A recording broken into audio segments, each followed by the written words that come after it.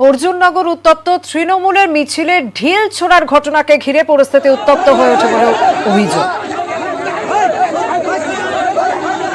পূর্ব মেদিনীপুরের ঘটনা, পূর্ব মেদিনীপুরের অর্জুননগর, সেখানে তৃণমূলের মিছিল চলছিল, সেই মিছিলে ঢিল ছোড়া হয় বলে অভিযোগ।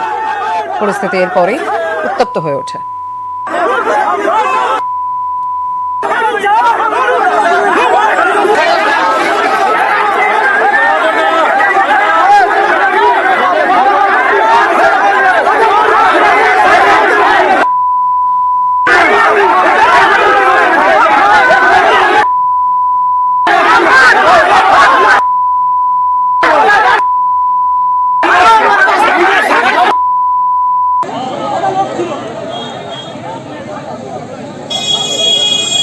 সঙ্গে রয়েছেন প্রতিনিধি সুজিত। সুজিত, পুলিশের সামনে কি বা তারা এই ঢিল ছুড়লো, কি ঘটেছে, এখন কি পরিস্থিতি?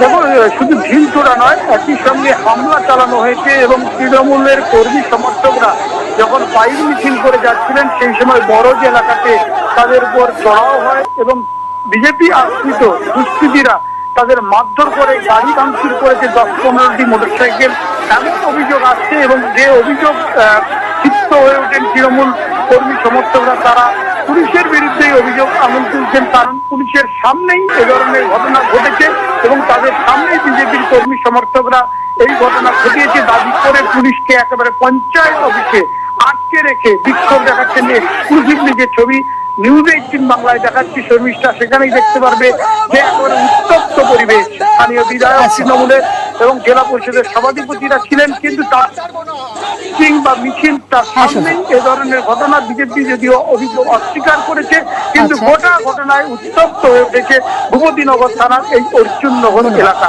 শর্মিষ্ঠা।